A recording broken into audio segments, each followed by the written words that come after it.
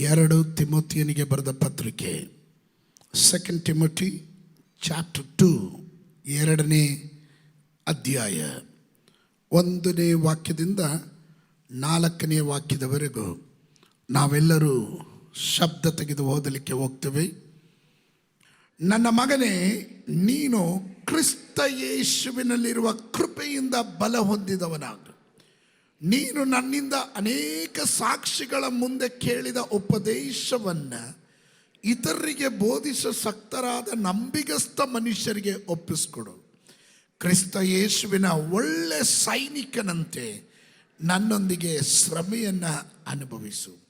ಯುದ್ಧಕ್ಕೆ ಹೋಗುವ ಸೈನಿಕನು ಲೋಕ ವ್ಯವಹಾರಗಳಲ್ಲಿ ಸಿಕ್ಕಿಕೊಳ್ಳದೆ ತನ್ನನ್ನು ಸೈನ್ಯದಲ್ಲಿ ಸೇರಿಸಿಕೊಂಡವನನ್ನು ಮೆಚ್ಚಿಸುವುದಕ್ಕೆ ಪ್ರಯಾಸ ಪಡುತ್ತಿರುವನಲ್ಲವೇ. ನನ್ನೊಟ್ಟಿಗೆ 2 ಸಮುವೇಲನ ಪುಸ್ತಕ 17ನೇ ಅಧ್ಯಾಯ 7ನೇ ವಚನದಿಂದ 10ನೇ ವಚನದವರೆಗೂ ಸಿಕ್ಕದವರು ಆಮೇಲೆ ಹೇಳ್ರಿ. ಓಷೈಯು ಅಬ್ಷಾಲೋಮನಿಗೆ, ಈ ಸಾರಿ ಅಹಿತೋಫೇಲನು ಹೇಳಿದ ಆಲೋಚನೆ ಒಳ್ಳೆಯದಲ್ಲ. ನಿನ್ನ ತಂದೆಯು ಅವನ ಜನರು ಶೂರರಾಗಿದ್ದಾರೆಂದು, ಈಗ ಅವರು ಮರಿಯನ್ನು ಕಳಕೊಂಡ ಕರಡಿಯಂತೆ ರೋಷವುಳ್ಳವರಾಗಿದ್ದಾರೆಂದು ನಿನಗೆ ಗೊತ್ತುಂಟಲ್ಲ. ಇದಲ್ಲದೆ ಅವನು ಯುದ್ಧ ನಿಪುಣನು, ಜನರ ಮಧ್ಯದಲ್ಲಿ ರಾತ್ರಿ ಕಳೆಯುವುದಿಲ್ಲ. ಅವನೀಗ ಒಂದು ಗುಹೆಯಲ್ಲಾಗಲಿ ಬೇರೆ ಯಾವುದಾದರೂ ಒಂದು ಸ್ಥಳದಲ್ಲಾಗಲಿ ಅಡಗಿಕೊಂಡಿರುವನು. ಮೊದಲು ನಮ್ಮವರಲ್ಲೇ ಕೆಲವರು ಮಡಿದರೆ ಜನರು ಇದನ್ನು ಕೇಳಿ ಅಬ್ಷಾಲೋಮನ ಪಕ್ಷದವರಿಗೆ ಮಹಾಪಜಯವಾಯಿತೆಂದು ಸುದ್ದಿ ಹಬ್ಬಿಸುವರು. ಆಗ ಸಿಂಹ ಹೃದಯರಾದ ಶೂರರ ಎದೆಯು ಕರಗಿ ನೀರಾಗುವುದು. ನಿನ್ನ ತಂದೆಯು ರಣವೀರನೆಂದು ಅವನ ಸಂಗಡ ಇದ್ದವರು ಪರಾಕ್ರಮಶಾಲಿಗಳೆಂದು ಎಲ್ಲ ಇಸ್ರಾಯೇಲರು ಬಲ್ಲರಷ್ಟೇ. ಹಲ್ಲೆಲೂಯಾ. ಆಮೇಲೆ ಪಕ್ಕದಲ್ಲಿರೋರಿಗೆ ಕೈ ಕೊಟ್ಟು ಮುಖ ನೋಡಿ ಹೇಳ್ರಿ, ನಾನು ದೇವರ ಸೈನ್ಯದಲ್ಲಿ ಸೈನಿಕ ಅಂತ. I am a soldier in the army of the Lord. ಆಮೇಲೆ ಇವತ್ತಿನ ನನ್ನ ಸಂದೇಶದ ಪೀಠಿಕೆ, I am a soldier in the army of the Lord. ನಾನು ದೇವರ ಸೈನ್ಯದಲ್ಲಿ ಸೈನಿಕ. 2 ತಿಮೋಥಿಯನಿಗೆ ಬರೆದ ಪತ್ರಿಕೆ 2ನೇ ಅಧ್ಯಾಯದ 1ನೇ ವಚನದಲ್ಲಿ 1ನೇ ವಚನದಿಂದ ನಾವು ಹೀಗೆ ಕಾಣ್ತೇವೆ. ಅಲ್ಲಿ ಒಂದು ಮಾತು, ಅಪೊಸ್ತಲನಾದಂಥ ಪೌಲನು ತನ್ನ ಆತ್ಮಿಕ ಸಂತತಿಯಾದ ತಿಮೋಥಿಯನಿಗೆ, ಅಂದರೆ ತನ್ನ ಶಿಷ್ಯತ್ವದಲ್ಲಿ ಬೆಳೆದು ಬಂದಂಥ ತಿಮೋಥಿಯನಿಗೆ ತಾನು ಹೇಳ್ತಾನೆ, ಕ್ರಿಸ್ತ ಯೇಸುವಿನ ಒಳ್ಳೆ ಸೈನಿಕನಂತೆ ನನ್ನೊಂದಿಗೆ ಶ್ರಮೆಯನ್ನು ಅನುಭವಿಸು.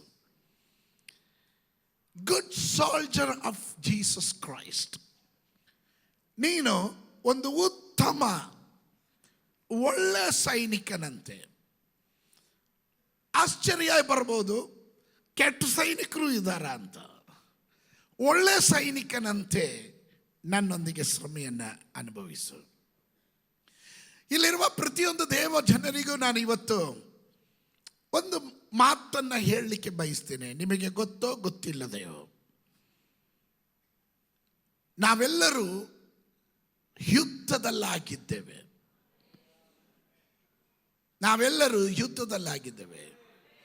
ಆದರೆ ಕಾಣುವ ಮಂಡಳದ ಯುದ್ಧವಲ್ಲ, ಇದು ಕಾಣದೇ ಇರುವ ಮಂಡಳ.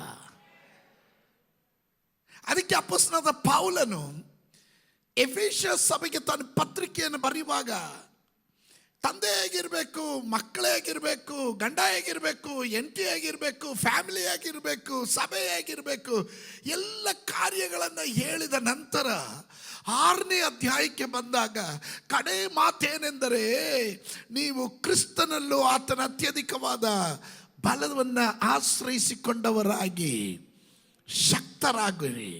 ಅದರ ಸಂಗಡ ನಮಗೆ ಹೋರಾಟ ಇದೆ ಎಂಬುದನ್ನು ಎಚ್ಚರಿಸ್ತಾ ಇದ್ದಾನೆ. V have A battle. ನಮಗೆ ಹೋರಾಟ ಇದೆ, ಆದರೆ ನಾವು ಮನುಷ್ಯ ಮಾತ್ರದವರ ಸಂಗಡ ಹೋರಾಡುವವರಲ್ಲ.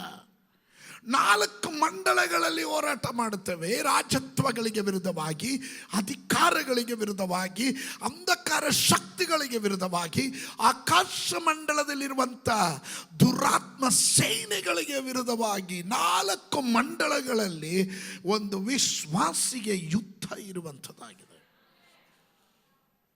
Every person must to know that you are in a war.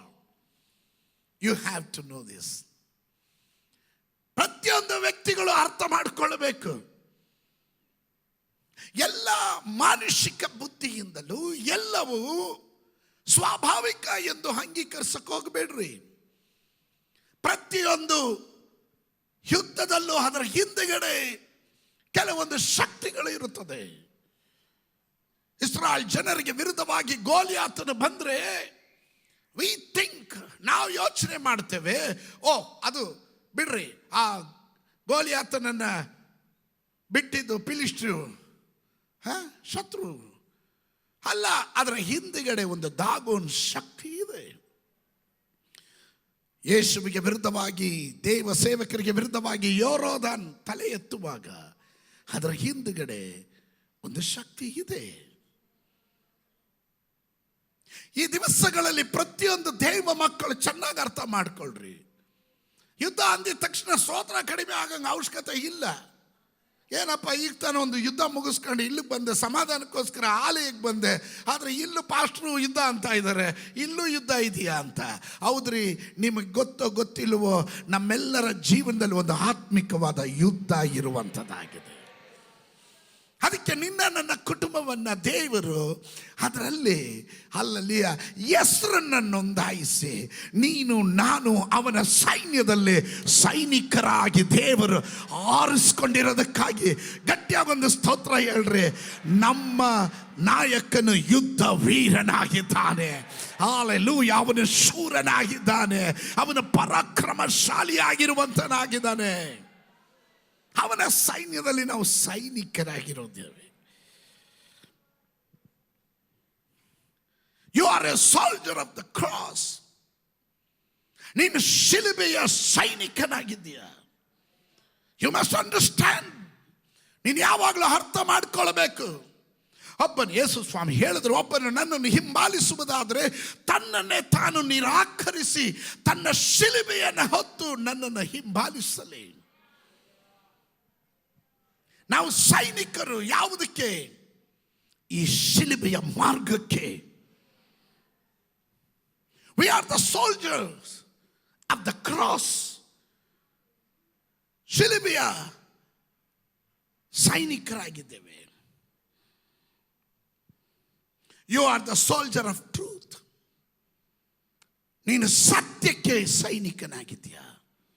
ಯೇಸು ಸ್ವಾಮಿ ಹೇಳಿದನು, ನಾನೇ ಸತ್ಯ, ನಾನೇ ಜೀವ, ನಾನೇ ಮಾರ್ಗ. ಸತ್ಯವನ್ನು ಬೋಧಿಸುವುದರಲ್ಲೂ ಸತ್ಯವನ್ನು ತಿಳಿಸುವುದರಲ್ಲೂ ನಾವು ಉತ್ತಮ ಸೈನಿಕರಾಗಿರಬೇಕು. You are a soldier of the scriptures. ನಾನು ದೇವರ ವಾಕ್ಯಗಳಿಗೆ ಸೈನಿಕನಾಗಿದ್ದೇನೆ. ಅಂದರೆ ವಾಟ್ ಯು ಮೀನ್? ಅದರ ಅರ್ಥ ಏನು? ಎಡಕ್ಕಾಗಲಿ ಬಲಕ್ಕಾಗಲಿ ಅದು ತಪ್ಪಿ ಹೋಗೋದಕ್ಕೆ ನಾನು ಬಿಡೋದಿಲ್ಲ.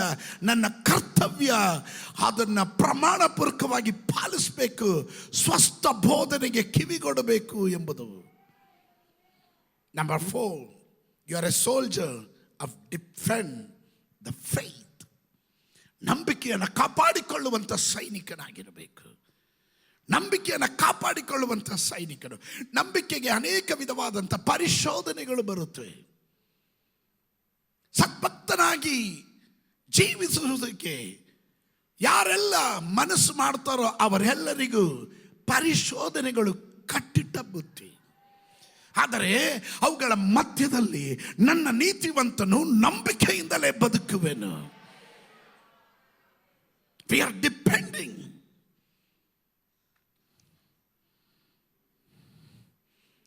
ನಾವು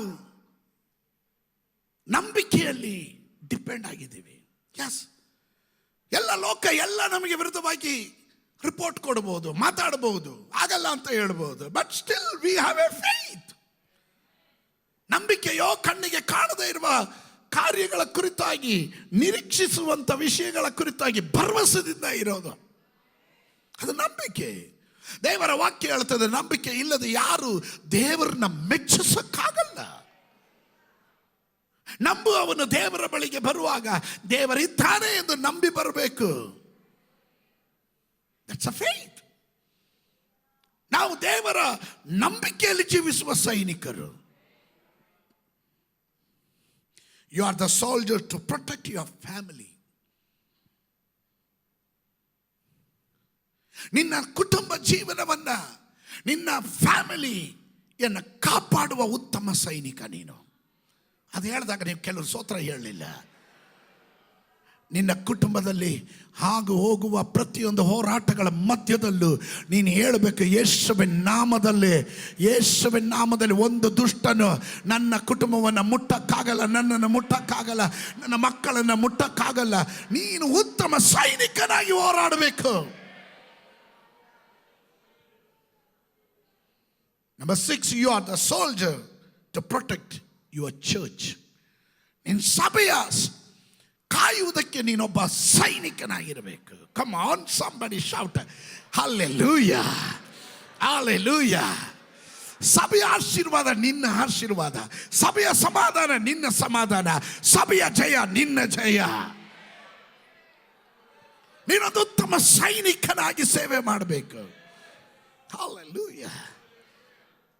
ಅದಕ್ಕೆ ಯೇಸು ಸ್ವಾಮಿ ಹೇಳಿದ್ರು, ನಾನು ನನ್ನ ಸಭೆಯನ್ನು ಕಟ್ಟುತ್ತೇನೆ, ಪಾತಾಳ ಲೋಕದ ಬಲಗಳು ಅದನ್ನು ಸೋಲಿಸಕ್ಕಾಗೋದಿಲ್ಲ. ಕಾರಣ ಉತ್ತಮ ಸೈನಿಕರು ನಿರಂತರವಾಗಿ ಪ್ರಾರ್ಥನೆಯಲ್ಲಿ, ಉಪವಾಸದಲ್ಲಿ, ಕಣ್ಣನೀರಲ್ಲಿ, ಅವರು ಕಾಣದೇ ಇರುವ ಮಂಡಳದಲ್ಲಿ ಶತ್ರುವಾದಂಥ ಸೈತಾನನ್ನು ತರುವ ಕುತಂತ್ರಗಳನ್ನು ಮೆಟ್ಟಿ ನಿಲ್ಲುವ ಅಭಿಷೇಕದಿಂದ ಪ್ರಾರ್ಥಿಸುವವರಾಗಿರೋದ್ರಿಂದ ಉತ್ತಮ ಸೈನಿಕರಾಗಿದ್ದೇವೆ ನಾವು. ಪಕ್ಕದಲ್ಲಿರೋ ಕೈ ಕೊಟ್ಟು ಹೇಳ್ರಿ, ನಾನು ದೇವರ ಸೈನ್ಯದಲ್ಲಿ ಸೈನಿಕನಾಗಿದ್ದೇನೆ. ಆಮೇಲೆ ಅಪೊಸ್ತಲನಾದಂಥ ಪೌಲನು ತನ್ನ ಆತ್ಮಿಕ ಸಂತತಿಯಾದ ತಿಮೋತಿಯನ ಬಳಿ ಹೇಳ್ತಾ ಇದ್ದಾನೆ, fight the good fight of faith. ನಂಬಿಕೆಯ ಶ್ರೇಷ್ಠ ಹೋರಾಟವನ್ನು ಮಾಡು, ಶ್ರೇಷ್ಠ ಹೋರಾಟವನ್ನು ಮಾಡು. Fight the good fight of faith.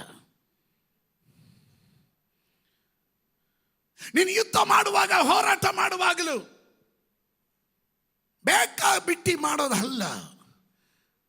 See, there is a lot of battles in front of you. ನಿನ್ನ ಮುಂದೆ ಅನೇಕ ಯುದ್ಧಗಳು ಬರುತ್ತೆ. You must be choose. ಎಲ್ಲದಕ್ಕೂ ಆಯ್ಕೆಗೆ ಹೋಗಬೇಡ, ಎಲ್ಲದಕ್ಕೂ ಮೂಗು ತೂರ್ಸಕ್ಕೆ ಹೋಗಬೇಡ, ಬೀಸೋ ಗಾಳಿಗೆಲ್ಲ ಬೇಲಿ ಕಟ್ಟಕ್ಕೆ ಹೋಗಬೇಡ. You must choose the good battle. If you are going to be in a fight, make sure it's a good one. ಒಳ್ಳೆ ಹೋರಾಟ ಮಾಡಬೇಕು, ಶ್ರೇಷ್ಠ ಹೋರಾಟವಾಗಿರಬೇಕು. Hallelujah, hallelujah. ಮಗನಾದ ತಿಮೋತಿಯನೇ, ನಿನ್ನ ಆಯ್ಕೆ ಸಣ್ಣ ಪುಟ್ಟ ಎಲ್ಲದಕ್ಕೂ ಹೋಗಿ ತಲೆ ಹಾಕೊಂಡು ನಿಮ್ಮ ಟೈಮ್ ವೇಸ್ಟ್ ಮಾಡಕ್ಕೆ ಹೋಗ್ಬೇಡ್ರಿ. ನೀನೊಂದು ಉತ್ತಮ ಸೈನಿಕನಾದರೆ ಕೆಲವೊಮ್ಮೆ ಕೆಲವರಿಗೆ ಎಷ್ಟು ಹೇಳಿದ್ರು ತಲೆಗೆ ಹತ್ತಲ್ಲ, ಬುದ್ಧಿ ಇರಲ್ಲ, ಸ್ವಂತ ಬುದ್ಧಿನೂ ಇರಲ್ಲ, ಹೇಳಿದ್ರೆ ಕೇಳೋದೂ ಇಲ್ಲ. Don't waste your time there. ಈ ಮೂರ್ಖನನ್ನ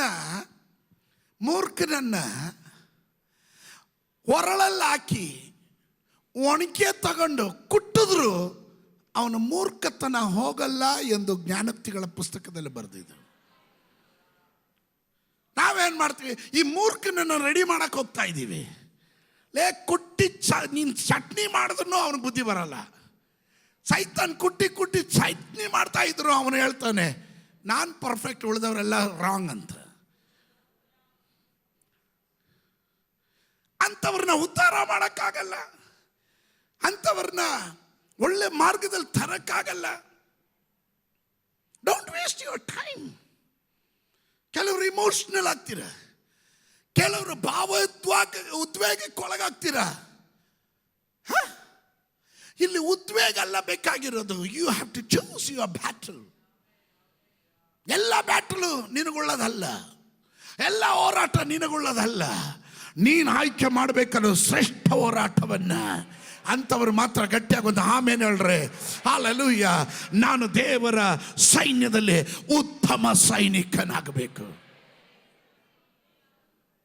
ಆಮೇಲೆ ಅದಾಗಿರಲಿ ನಮ್ಮ ಚಿಂತೆ. ಅವಳು ಪರ್ಚಿದ್ಲು, ಇವನು ಕಿರ್ಚದ, ಇವನು ಹೊಡೆದ, ಅವನು ನನಗೆ ಟೂ ಬಿಟ್ಟ, ನನ್ನ ಹತ್ರ ಮಾತಾಡಲಿಲ್ಲ, ಅವನು ನನಗೆ ಸೇ ಬಿಟ್ಟ. Hey come on, you are not a child.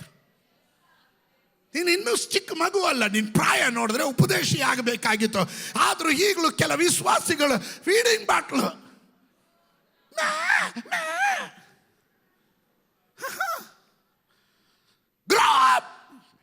ಆತ್ಮಿಕವಾಗಿ ಬೆಳೆದ ಬಾ. ನಿನ್ನ ಹೋರಾಟ ಮನುಷ್ಯ ಮಾತ್ರದವರ ಸಂಗಡ ಅಲ್ಲ. There is a spirit against you. There is a spirit against your family. ನಿನ್ನ ಕುಟುಂಬಕ್ಕೆ ವಿರುದ್ಧವಾದಂಥ ಶತ್ರು ಇದ್ದಾನೆ. ನಿನ್ನ ಭವಿಷ್ಯಕ್ಕೆ ವಿರುದ್ಧವಾದ ಶತ್ರು ಇದ್ದಾನೆ. ನಿನ್ನ ವಾಗ್ದಾನಕ್ಕೆ ವಿರುದ್ಧವಾದ ಶತ್ರು ಇದ್ದಾನೆ.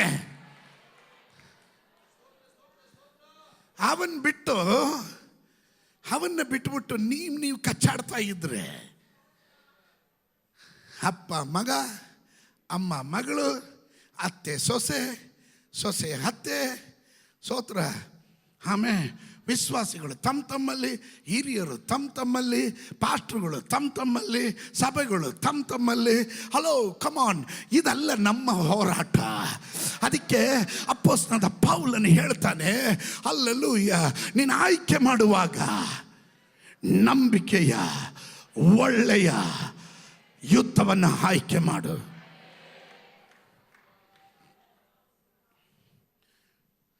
ಶ್ರದ್ಧೆ ಕೊಡ್ರಿ. It is very important. Sometimes we think everything is granted. ಎಲ್ಲ ನಡೆಯುತ್ತೆ, ಹೆಂಗೋ ನಡೆಯುತ್ತೆ. ಹೆಂಗೋ ನಡೆಯಲ್ಲ ರೀ, ಹೆಂಗೋ ನಡೆಯಲ್ಲ.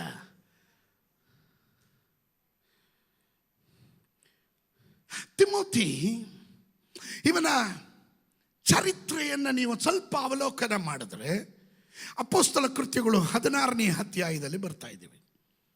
16ನೇ ಅಧ್ಯಾಯದ 1ನೇ ವಚನವನ್ನು ಗಮನಿಸ್ರಿ. 1ನೇ ವಚನದಿಂದ Timothy started his journey in chapter 16 of the book of Acts, chapter 16, verse 1 to 5, 1ರಿಂದ 5ನೇ ವಾಕ್ಯದವರೆಗೂ.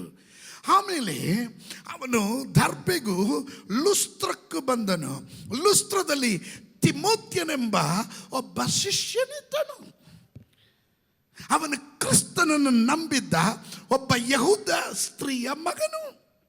ಅವನ ತಂದೆ ಗ್ರೀಕನು. ಅವನ ವಿಷಯವಾಗಿ ಲುಸ್ತ್ರದಲ್ಲಿಯೂ ಇಕೋನ್ಯದಲ್ಲಿಯೂ ಇದ್ದ ಸಹೋದರರು ಒಳ್ಳೆ ಸಾಕ್ಷಿ ಹೇಳ್ತಾ ಇದ್ದರು. ಇವತ್ತು ಅನೇಕರಿಗೆ ಇಲ್ಲದೆ ಇರೋದು ಇದೆ. ಅಮ್ಮ ಯಹೂದ್ಯಳು, ಅಪ್ಪ ಗ್ರೀಕ್ನವನು. ಆದರೆ ಒಳ್ಳೆ ಸಾಕ್ಷಿ ಇದೆ ಇವನಿಗೆ.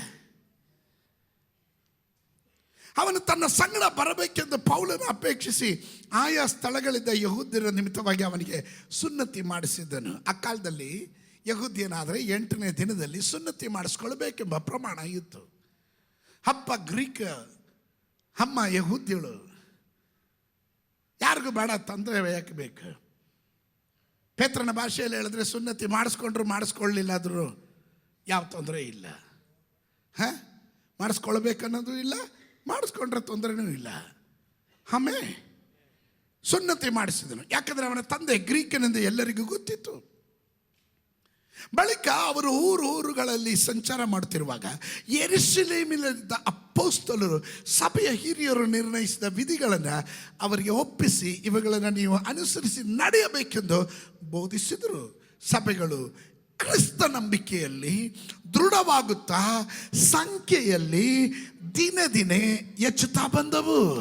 ಇವತ್ತು ಯೇಸುವಿನ ನಾಮದಲ್ಲಿ ಸಭೆ ಸಂಖ್ಯೆಯಲ್ಲಿ ದಿನ ದಿನ ಹೆಚ್ಚುತ್ತಾ ಬರಬೇಕು.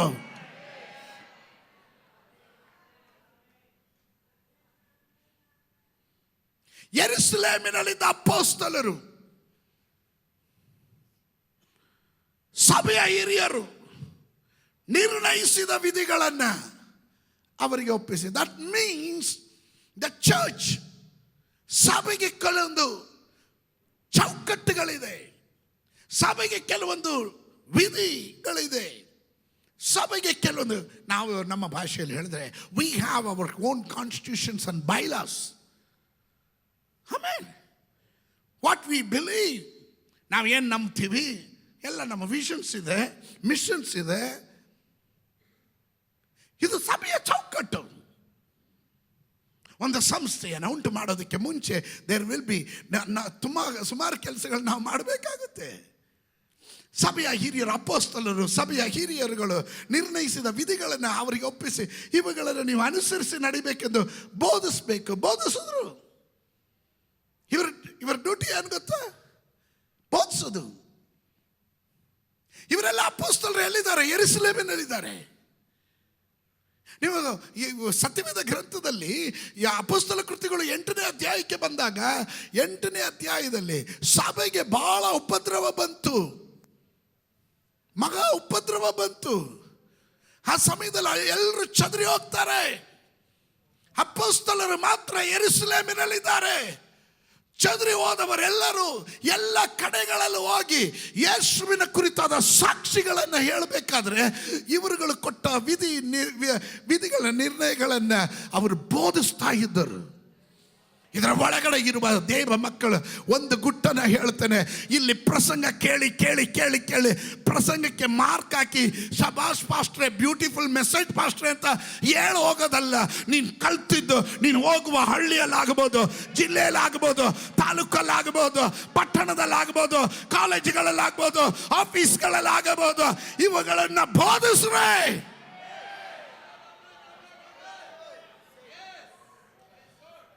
ಪಕ್ಕದಲ್ಲಿರೋ ಕೈ ಕೊಟ್ಟಳ್ರಿ, ಒಳ್ಳೆ ಸೈನಿಕನಾಗಬೇಕಾದ ಗುಣಗಳು ಇದೆಲ್ಲ ಅಂತ. ಎಲ್ಲ ಮೆಸೇಜು ಕೇಳಿ ಕೇಳಿ ಕೇಳಿ ಕೇಳಿ ತಲೆ ದಪ್ಪ ಆಗ್ತಿದೆ ವಿನಃ ಕೈ ಕಾಲೆಲ್ಲ ಸಣ್ಣಕ್ಕೆ ಇದೆ. ಏರಿಯಾ ಮೀಟಿಂಗ್ ಹೋಗಲ್ಲ, ಬೈಬಲ್ ಸ್ಟಡಿಗೆ ಬರಲ್ಲ, ಉಪವಾಸ ಕೂಟ ಅವರಿಗೆ ಅನ್ವಯಿಸಿದ್ದಲ್ಲ, ಭಾನುವಾರ ಒಂದಿನ ತುಂಬಿದ್ದು ಅಯ್ಯೋ ಬ್ಯೂಟಿಫುಲ್, ಬೇಕಾದರೆ ಹೇಳಿ ಪಾಸ್ಟ್ರೆ, ಇನ್ನೂ ಹೇಳಿ ಪಾಸ್ಟ್ರೆ, ಗ್ಲೋರಿ ಅಲ್ಲೆಲೂಯ ಅಂತ ಹೇಳಿ ಸ್ವೀಕರಿಸಿ ಒಬ್ಬರಿಗೂ ಬೋಧಿಸದೆ, ಒಬ್ಬರಿಗೂ ಸುವಾರ್ಥ ಹೇಳದೆ, ಒಂದು ವ್ಯಕ್ತಿಯನ್ನು ಸಭೆಗೆ ಕರ್ಕೊಂಬರದೆ ನೀವು ಸ್ತೋತ್ರ ಹೇಳದೆ ಇರುವಾಗ ನನಗೊಂದು ಸಂಶಯ. ನನ್ನ ಬಗ್ಗೆನೇ ಪಾಸ್ಟ್ರ್ ಮಾತಾಡ್ತಾ ಇದ್ದಾರೆ, ಹೌದು ಸಿಸ್ಟರ್ ನಿನ್ನ ಬಗ್ಗೆನೇ ಮಾತಾಡ್ತಾ ಇದ್ದೀನಿ, ಹೌದು ಬ್ರದರ್ ನಿನ್ನ ಬಗ್ಗೆನೇ ಮಾತಾಡ್ತಾ ಇದ್ದೇನೆ. ಗಮನ ಇಟ್ಟು ಕೇಳು. ವಾಕ್ಯ ಕೇಳ್ತಾ ಇದೆಯಾ? ಆಲಯಕ್ಕೆ ಬರ್ತಾ ಇದೆಯಾ? ಎಷ್ಟು ವರ್ಷಗಳಿಂದ ಸೇವೆ ಮಾಡ್ತಾ ಇದೆಯಾ? ಒಳ್ಳೆ ಯುದ್ಧ ಮಾಡ್ತಾ ಇದೆಯಾ? ನೀನು ದೇವರ ರಾಜ್ಯಕ್ಕೆ ಒಳ್ಳೆಯ ಸೈನಿಕನಾಗಿದೆಯಾ? ಸೈನ್ಯಕ್ಕೆ ಸೇರಿದವನು ಸೈನ್ಯಕ್ಕೆ ಸೇರಿಸಿದವನನ್ನ ಮೆಚ್ಚಿಸುವವನಾಗಿರಬೇಕು. ಕೆಲವ್ರಿಗೆ ಅರ್ಥ ಆಗಲಿಲ್ಲ. ಸೈನ್ಯಕ್ಕೆ ಸೇರಿಸಿದವನು ಅಲ್ಲೆಲ್ಲ ಸೇರಿದವನು ಸೈನ್ಯಕ್ಕೆ ಸೇರಿಸಿದವನನ್ನ ಮೆಚ್ಚಿಸುವವನಾಗಿರಬೇಕು. ಯಾವ ರೀತಿ ಮೆಚ್ಚಿಸಬೇಕು? ನಿನ್ನ ಸಾಕ್ಷಿಯಿಂದ ಮೆಚ್ಚಿಸಬೇಕು, ವಾಕ್ಯ ಉಪದೇಶಗಳಿಂದ ಮೆಚ್ಚಿಸಬೇಕು, ಅನೇಕರನ್ನ ಪಾಪಿಗಳನ್ನ ಮಾನಸಾಂತರದ ಕಡೆಗೆ ನಡೆಸು. ವಿರೋಧಗಳು ಇರುತ್ತೆ, ಹೋರಾಟ ಇರುತ್ತೆ, ನಿಂದೆ ಇರುತ್ತೆ, ಪ್ರಾರಬ್ಧ ಇರುತ್ತೆ, ನಿನಗೆ ಕಷ್ಟ ಇರುತ್ತೆ, ಮನೆಯಲ್ಲಿ ಇಕ್ಕಟ್ಟಿರುತ್ತೆ. ಇದೆಲ್ಲ ಕುಂಟು ನೆಪ ಹೇಳಿ ನಿನ್ನ ತಲೆಯಲ್ಲಿ ಮಾತ್ರ ಮೆಸೇಜ್ಗಳನ್ನ ಇಟ್ಕೊಂಡಿರಬೇಡ.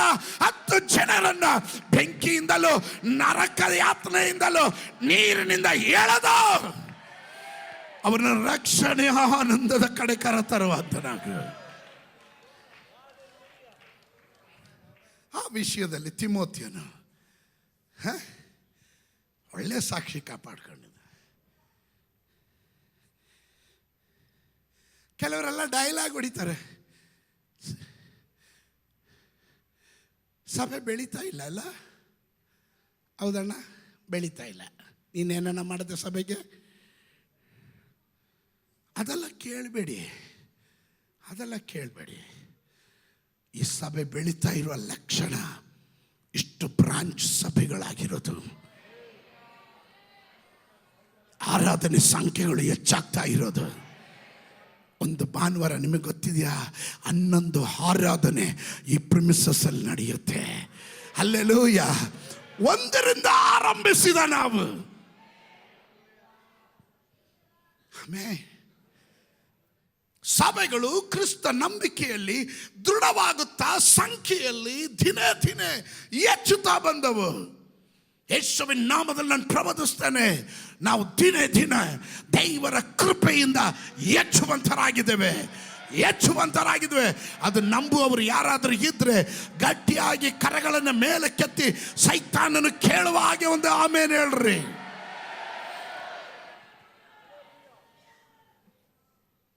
ಒಳ್ಳೆ ಸೇವೆ, ಬ್ಯೂಟಿಫುಲ್ ಆಗಿ ಸೇವೆ ಮಾಡ್ತಾ ಇರುವಾಗ ಅಪೊಸ್ತಲನಾದಂಥ ಪೌಲನು ಅವನನ್ನು ಅಲ್ಲಿಂದ ಮತ್ತೊಂದು ಸ್ಥಳಕ್ಕೆ ಸೇವೆಗಾಗಿ ಕರೆತರ್ತಾ ಇದ್ದಾನೆ. ಅವನು ಸ್ವಲ್ಪ ಪಕ್ವತೆ ಬಂದಾಗ, ಮಿನಿಸ್ಟ್ರಿಯಲ್ಲಿ ನೀವು ಬೆಳೆದು ಬಂದಾಗ ನಿಮಗೆ ಪ್ರಮೋಷನ್ ಬಂದಿರುತ್ತೆ.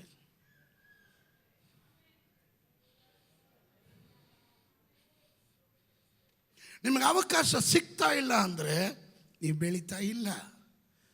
ಬೆಳೆಯುವವರಿಗೆ ಅವಕಾಶ ಸಿಗುತ್ತೆ. ಅವಕಾಶ ಸಿಕ್ಕದವರು ಅದನ್ನು ಸದುಪಯೋಗ ಮಾಡ್ಕೊಬೇಕು.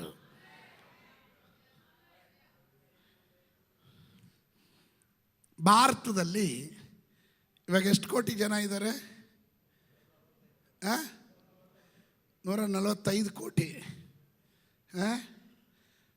ಹೋಗ್ತಾ ಇದೆ, ಸಂಖ್ಯೆ ಏರ್ತಾನೇ ಇದೆ. 145 ಕೋಟಿಯಲ್ಲಿ ಕ್ರಿಕೆಟ್ ಟೀಮ್ಗೆ ಆಯ್ಕೆ ಮಾಡಿದ್ರೆ 15 ಜನನ ಆಯ್ಕೆ ಮಾಡ್ತಾರೆ.